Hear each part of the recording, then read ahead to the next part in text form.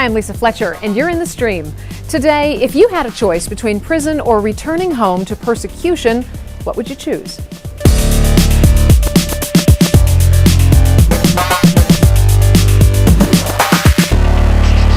Our digital producer, Malika Bilal, is here looking out for all your live feedback. Today we're talking about Israel and migrants, and the debate, at least on Twitter, seems to be over what Israel's obligations are, both legally and ethically. And there's also a discussion over the word should and right. Yes. Andrew Cagle on Twitter sums it up perfectly. He says, legally, Israel has a right to their own domestic immigration policy.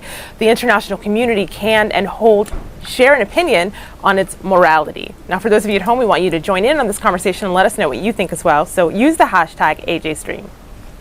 And joining us in studio is Moran Stern. He is a lecturer at Georgetown University's Program for Jewish Civilization.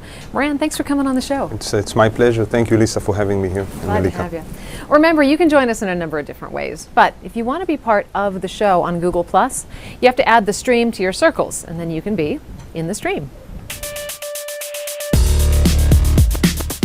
I'm Julian Rodham, the author of Killing for Profit, a book about the illegal rhino horn trade, and I'm in the stream.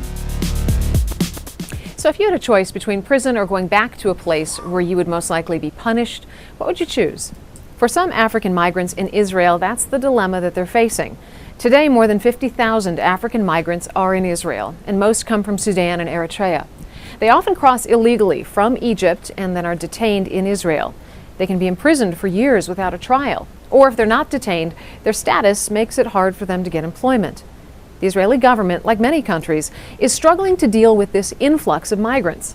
Last year, Prime Minister Benjamin Netanyahu said Israel would send them back to their home countries. In a statement from June 2012, he said, quote, "The government will begin the operation to repatriate illegal work infiltrators to their countries of origin. We will do this in an orderly and dignified manner." Meanwhile, some Israelis are expressing their anger against the so-called infiltration of African migrants. This video was taken this past New Year's Eve. People can be heard chanting, "Go home, go back to Sudan," while confronting Africans and yelling, "This is my home, I was born here." Israel has already sent some back to their home countries, but maintain it's all done voluntarily. But the UN doesn't agree. It says when a migrant faces persecution, like in Eritrea, returning is not a choice. Quote, it says, agreement to return to Eritrea under an ultimatum of jail can't be considered voluntary by any criterion. It is explicitly not a voluntary return.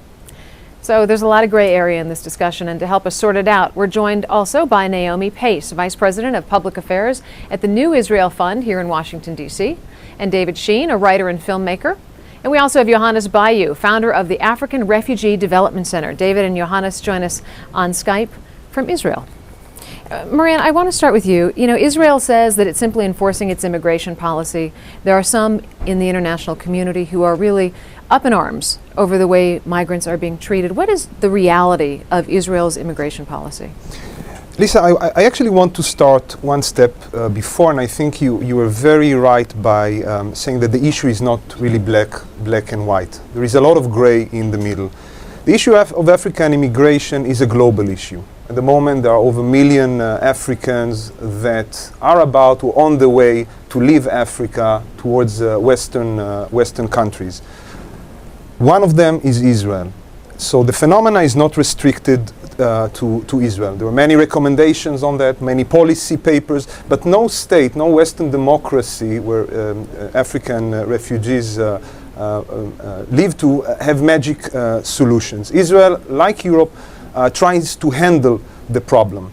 And what I want to stress, and this is very important because we saw the demonstrations in Israel, that's kind of for me to start from the end. We have to start to clarify one more issue within Israeli society. There is a contentious issue between Israel's desire, genuine desire, to balance between its international commitments. For instance, the fact that Israel is a party to the United Conventions on the Status of Refugees from the 1950s, and also national interests. which handled by the Ministry of Interior through the branch of the Population, Immigration and Border So the immigration Authority. policy is really, from your perspective, a balancing act between Absolutely. abiding by these conventions Absolutely. and protecting Israeli security? Abiding these conventions out of a real sense of humanistic obligation for these people. Okay. Naomi, from your perspective, what's the status of the refugee community in Israel? Complicated. Moran is right that Israel is not alone in not having solved this problem. It's a problem in Europe. It's a problem in every developed country where you have refugees from less developed places looking for a safe place to be. But the problem in Israel is, first of all, in the long term, there is no immigration policy for people who are not Jewish. And this is something that has to be addressed by Israel in its own long-term interest. So you're saying there's no pathway to citizenship? There are difficult pathways to citizenship, but certainly no one in Israel foresaw 60,000 stateless African refugees showing up either because they could not go back home, which is the case for the vast majority of them who come from Eritrea and Sudan, or because they are economic migrants from places that have very difficult economic circumstances. Our position is pretty simple. In the long run, a very sensible immigration policy has to be put into place. It has to balance Israel's status as the Jewish homeland with its international commitments and with its own promise to be a state for all of its citizens. In the short run, what certainly has to stop are these so-called voluntary deportations of Eritreans and Sudanese who are in jail and who are supposedly voluntarily being returned to their very dangerous homelands. That has to stop. Well, David Sheen on Skype, you're a writer and filmmaker, and I want your thoughts on this balancing act, which is being echoed here on Twitter. Holly Dagger says, Israel has no right whatsoever to turn away migrants. That very country was built by migrants and thrives on them. What nerve? But then we have a tweet from Kaba who says, look, the economic situation in Africa is the main recipe that's encouraging people to look for greener pastures, and they're going to Israel to find it. Your thoughts? Sure. Well, first of all, let's take this conversation to a fact-based conversation. Let's look at the Knesset's own report by Dr. Gilad Natan. According to a report authorized by the Knesset, Israel is the only country in the OECD that gives group protection, which can be removed at any time and doesn't give many rights, instead of an actual refugee status determination process. It's the only country of all these countries that is accepting such a small amount. Even when you take into account Israel's small population, it's still infinitesimal. The amount of money that Israel gives for refugees around the world, infinitesimal compared to other countries. Then let's look at the refugees themselves, Sudan and Eritrea. Those coming from those countries all over the world are getting 80%, 90% of them or more are getting refugee status in Western countries. So in addition to that, most asylum seekers are actually ending up in the developing world, in the countries that have the most economic difficulties. So really, let's bring this back to facts. Israel is in a position where it's actually giving very little. And in the case of these But David, people, if you want to talk about facts, let's talk about what Israel's legal obligation is. It sounds like you're talking about what you think they should be doing, which is certainly an opinion and for many a very valid one. I'm just comparing it to other countries and what they've done. That's the Knesset's own report. How can it possibly come up with a policy? By looking at other countries that it compares itself to and coming up with what it should be. In its own observations, it's doing very, very little compared to other countries. Moran? So that's I have two points here. One in relation to the point that Malika has brought up through the viewers. First of all, the issue of the State of Israel founded by immigrants. True, the State of Israel was founded by immigrants that came as people who suffered from persecution in their countries, but had no state of their own in many times, especially after the Holocaust. So we have to distinct between the two types of immigrants that we talk about. The other thing that I would like to relate to is that, in addition to what Mr. Shin have just spoke, I think that a comparative analysis is very problematic. Comparative Israel vis-a-vis the policies in other countries. Israel has its own particular security problems. It is a Jewish state. and wants to keep its Jewish character. This is one of the pillars of the state. True, but that's And- also the reason that the country is often called racist and wanting to keep it white and wanting to keep it Jewish, and that issue is often raised in the context of African migrants. The issue is, I think the issue is, this is where we miss, because we want to talk about practical terms. First of all, Israel doesn't want to keep it white. We have a large Ethiopian community in Israel, so we don't want to keep it white. The other thing is that Israel has to tackle issues with some of the immigrants that not all of them are coming legally. All right, many of those who enter Israel on an illegal basis, that is not under the category of refugees, are not really law-abiding people. And we've seen in Israel growing rate of rapes, of robbery, of assaults conducted by African refugees, and that's what led to the demonstration. I want to get back to those demonstrations in a moment, but I know so that my point is that things not come out of a vacuum. You cannot compare the background of Israel, its security situation, to that of Greece, of Italy, of Spain. These are totally different platforms. David Sheen, I know you want to jump in. Yeah, a couple things. First of all, if we're going to talk about black people in Israel, we have a story just from a couple of weeks ago how the Israeli government agencies were administering long-term birth control pills to reduce the amount of African Jewish population in the country. Within a decade, the birth rate was halved by 50%. So there obviously is something to do with Africans. In regard to rapes, official Israeli police reports show that the actual crime rate of Africans is lower than native Israelis. In fact, just a week after this very demonstration, an 80-year-old Israeli woman was raped. Funny, but because she was raped by an Israeli person, there were no demonstrations whatsoever. And if we're going to look at sexual assaults, we have to look at Israel as a whole. There is a really big problem of rape culture. A lot of senior politicians, including the former president and the former police chief of Jerusalem and others, are also on trial and awaiting trial for sexual crimes. So let's put things in perspective. But just to compare between Europe, in the UK and in other places, sometimes there is a resistance for people who are immigrating there, and they say, well, we want people to immigrate and absorb our culture, and not have their own culture and be separate. That seems to be, at least from my perspective, the discourse. But here in Israel, it's the opposite. When you have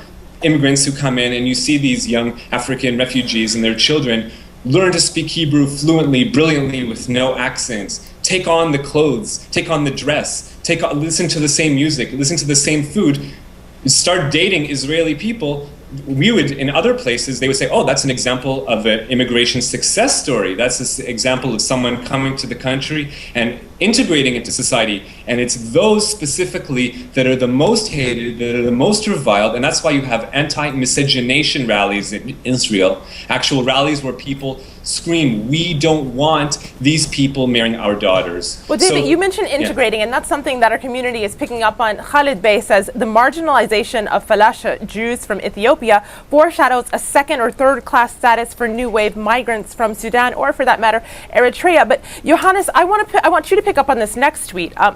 People are talking about the language that's coming out of this discussion, and they're saying that words like influx and deal with are loaded questions that make human beings, that are these migrants, sound like a vermin problem. Do you feel marginalized in Israeli society? Oh yes, I mean, I'm just especially just if you are an African, especially if you are an asylum seeker or refugee, you definitely are marginalized. And not only that, but I just want to say something about just what Oren said earlier about the demography and all these issues. If you see the numbers, Israel, since establishment of Israel only recognized 157 refugees. I'm one of them, and just we keep asking the government with their excuses, crime and demography and all these things cannot be an answer instead of just finding a solution for the real problem. The real problem is just people are coming feeling persecution. Those who deserve protection have to get protection. You cannot keep your demography with the expense of human life. it's absurd. These kinds of excuses have to be given, like deporting people where their life is in danger. I mean, for this reason, I think it's not acceptable by any standard. But the refugees, they feel really just marginalized in the society. Naomi, I want to get back to this. They're not welcomed, and all whatever just this crime rates. Even if the crime rate, if the Knesset report shows that way less than the Israeli crimes rate. Okay, Johannes, I want to get back to Naomi with this idea of the repatriations, and Johannes was just talking about this. Is it your sense that these repatriations, particularly of the Eritreans, are voluntary? Israel maintains that they are. Look, for that one issue, it's pretty clear that if you say to someone who is facing at least 3 years of jail, would you like to voluntarily return to your dangerous homeland? That's not a voluntary question, and it can't have a voluntary answer. The frontline groups that work with the refugees that the New Israel Fund supports, and by the way, Johannes is one of them, and I'd like to say hi to Johannes, who I know. These groups tell us, because they meet with the refugees, that Sudanese and Eritreans are essentially being said you can rot in jail for the rest of your life or for at least 3 years, or you can go back where you came from. That's not voluntary, and because of that, it's not acceptable. Is it in violation of UN conventions? It is, but I would also like to take a step back and address both what Moran said and what David said. Look, this problem is not going to be solved by either demonizing the refugees with phony crime statistics, and David's right about that, or by demonizing Israeli society, because you have to look at the dynamic here. Most of the refugees now live in South Tel Aviv. South Tel Aviv is an underprivileged area that has been neglected by the Israeli government for a long time. So when you have have-nots moving into a neighborhood with a lot of have-nots, what do you get? You get a lot of tension, and it comes out racially, and comes out in a xenophobic way. But a lot of this, you can't blame the victims, in other words, the people who are living in South Tel Aviv, who are expected to cope with an influx of people that they're not familiar with. The people who are really to blame are the cynical Israeli politicians who have used the African refugees in a demagogic way, in a way of inciting racism, inciting violence, saying these people are racist and these people are a cancer and these people are infiltrators and they have to be expelled.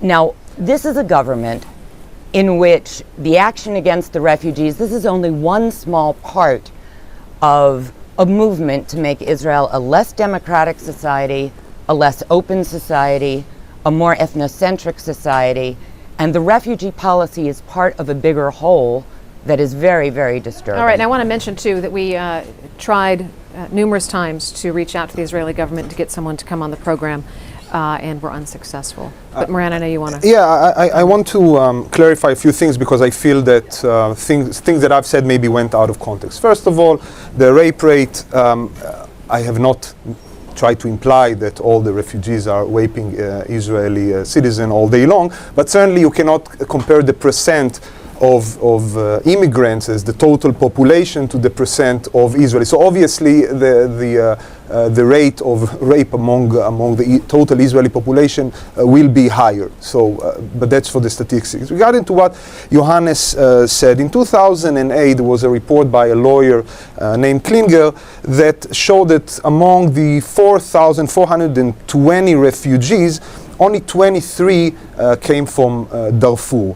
So that puts a question on where immigrants or refugees are coming from, and even if they fall under the category of refugees. They may not be coming from war Yes, zones. and here I want to give the distinction, because I feel that Naomi, which I absolutely agree with what she said, but I think then we have two very different views. I look at it from a policy perspective, and I see that Eritrean refugees and North Sudanese who live under the tyranny of Umar al-Bashir, you have to find policies of what to do with these people, because they are refugees under international conventions that Israel is a party of. But when it comes to people who come from South Sudan, and by the way, also from the Ivory Coast, if we speak about Sub-Saharan Africa, as countries that Israel has diplomatic relations with, and come illegally, then we have to find solutions diplomatically to return them to their home countries, because these are not war zones.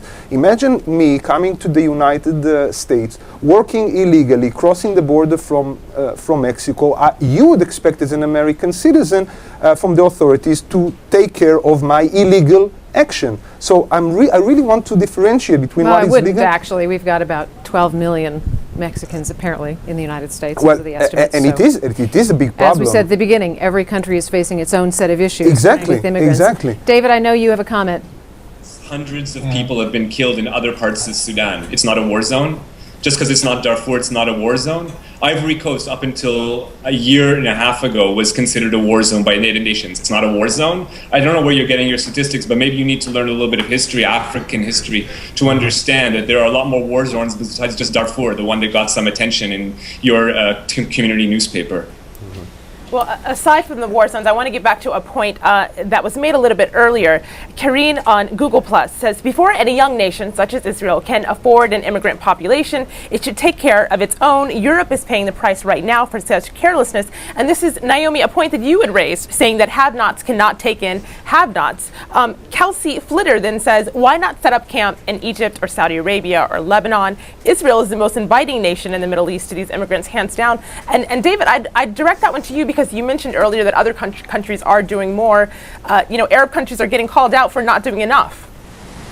Millions of refugees are being settled in Jordan, in Egypt, in Chad, in Ethiopia, in all the countries that are receiving refugees, and 80%, a full 80% of them are being taken in developing countries. Yeah, Israel except wants that to the take reason zero. there are Israel so did not many say, refugees hey, in Israel is there's because they were treated badly the in Labour Egypt. Party of Israel did say, hey, let's come up with a some kind of intermediary solution where we accept 2,000 refugees a year, and that'll be not all of them, but somewhat to at least do our part. So there is some kind of a voice in Israel to say, well, let's do something. Okay, I want to get back, Naomi. David, stop for just a second. Naomi, hang on just a second. Naomi, you just made a good point, which is that while there are people that may think that refugees are treated poorly in Israel, it's not so great in other countries for refugees either. The reason they came to Israel in the first place is because they were being treated so badly in Egypt, which was usually their first stop. And in traversing the Sinai to get to Israel, many of them were tortured, the women were sexually abused. If we think that this is a problem of bad Israelis and helpless Africans, then we're not going to solve the problem. Yes, we have to call out those Israeli politicians who are cynically using this issue to incite hatred against Israel's most marginalized population that has no place else to go, the African refugees. Yes, it is right to call Israel out for not granting asylum, for basically having a broken asylum system in which, something like 16 people got legal asylum over the last 5 years. That's it, 16. Meanwhile, in the United States, in Canada, something like 50% of the Eritreans who are here have achieved refugee status. So Israel has to fix its asylum system, it has to think about long-term immigration policies, it has to behave humanely to the people who are already there, who cannot go back to their homelands. And another group we support, Physicians for Human Rights in Israel, has proposed that these refugees receive sort of a social welfare status. In other words, allow them to work. They want to work. And Israel is giving out work permits to people from Thailand and Vietnam and the Philippines. Clearly there are jobs to be filled. Let them work, let them pay the healthcare tax, let them participate in the healthcare system, because right now one of the only places where they can get medical care is the Physicians for Human Rights clinic in South Tel Aviv, and I've been there. It's a heroic Naomi, place, but also heartbreaking. We're out of time for the main problem. show. You've made excellent points, and I want to get the others' thoughts on policy solutions to this problem when we come back in the post show. We hope you're going to join us there, which is at stream.aljazeera.com. So we'll see you in about 20 seconds.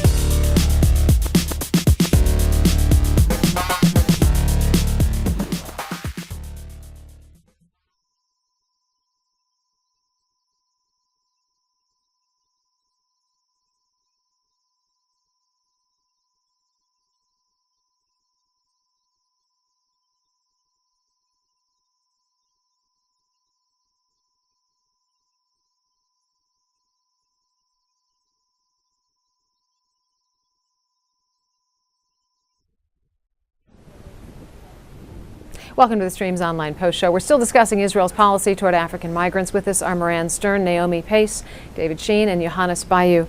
Moran, you wanted to respond to what David was saying in terms of just the sheer number of people that are seeking asylum. Yeah, David, I have to say, and I started my things with that. This is a contentious issue. So whatever is going to be exchanged between us, it's difficult to come to perfect common ground. The war zones that David mentioned, well, Africa unfortunately is a continent that suffers from occasional war zones and refugees, and it goes all the way to Mali now. So it doesn't mean that Israel is the address for all the refugees, because there is a problem of Israel economically and demographically to absorb these people. And what happens is that these people end up in detention facilities that no one likes. Now, to the incitement that Naomi spoke about. The incitement, and this is something I personally condemn, and was condemned even by Prime Minister Netanyahu, where politicians, it was shortly before the elections, by the way, I think 2 or 3 months before the elections, went to South Tel Aviv, incited the masses, the mobs. I think that Naomi gave very accurate quotes, and this is something that was condemned by the Israeli public. It's a cynical use of the situation. We have a lack of policies. As of now, and I've checked before I came here, and I hope that maybe David will accept these statistics now, is that first of all, one policy is not to release immigrants, or refugees who come in after 10 days as it was before, simply because they leave the detention facilities and scatter all around the country. Then we have a problem of unemployment. There is no follow-up policies. They found themselves unemployed and can be involved in crime and so forth, or things of that matter. There is a free will or monetary incentives to pay these people in order to go back to their countries of origins, and also there is the issue of arrests that were not there before the issue of detention. Unfortunately, those who stay, the number is greater than those who leave. However, and I really want to have wrap this, it up, because I'll we wrap gotta it move up. on. In 2012, and again, these are the statistics that I found, nearly 10,000 refugees have entered Israel legally or illegally. In May of 2012, we had over 2,000. In June, it dropped to 930, which is the lowest since these policies, including the fence in the border between Israel and Egypt. in Egypt was Johannes constructed. Bayou, you are the founder of the African Refugee Development Center, and while we've heard everybody talking about the experience of refugees, you work with them every day. You yourself were one. Give us your sense of the accuracy of this discussion and what the real situation is in terms of the conditions that these folks are facing every day in Israel. The past years, in the past 8 years, almost Israel is trying to come up with every ad hoc decision to disseminate this situation, but she couldn't come up yet with a better solution, both for Israel and for the refugee itself. The international community put the standard procedure to deal with the situation. To follow that, to have a proper and clear policy will serve not only Israel, but not only refugee. Everyone involved will be benefit as a result. So what is the policy solution, though, Johannes? Which is Johannes? It's so hard couldn't with have Skype. the guts to do it. That's really the real problem we're facing today, and people Johannes, are really can you hear suffering me? as a result. And now it's beyond our imagination. People are really sent back where their life is really just threatened. So it's not acceptable by any standard. Does anyone involved couldn't get any kinds of solution for this? Not acceptable by any standard. Naomi, I want your thoughts on this. There's a Facebook comment left here along those same lines. Philip says, Israel has a right to keep immigrants out in order to preserve its national identity. However, immigrants and residents of occupied zones must be given the same rights and privileges as natural-born citizens. And a tweet from Enzo following up, who says, it's sad to see how Israel is systematically denying itself the chance to set an example in at least refugee protection. So how should Israel go about setting that example? What should it be doing? It has to be humane to the people who are already there and who have no place to go. And that means sensible work policies, sensible policies about providing education for children, medical care. 80% of the African refugees are not economic migrants. They are from Eritrea and Sudan. They cannot go back. Israel has to deal with what is, not with what it would like to have happen. They have put up a fence. They are incarcerating people who come through the fence now. They are doing everything they can to stop the problem and ignore it and make it go away, and sometimes to demagogue the problem. But you know, for 10 years or more, most synagogues here in the United States had a banner out front that said, "Stop the genocide in Darfur." And I'd like to think that those banners were because the Jewish people, both in Israel and in the United States, have a real sense of what we suffered historically when we were refugees and we were exiles and we had no place to go. Now, that doesn't mean that Israel has a special legal obligation to behave differently than France or Italy, but it might mean that it should take upon itself the moral obligation to listen to what it says in our part of the Bible and take care of the stranger inside our gates. All right, on that note, Naomi Pace, Moran Stern, Yeah, David Sheen, and Johannes Bayou, thank you so much for joining us today. Before we leave you entirely, Malika does have a couple other stories that we're following.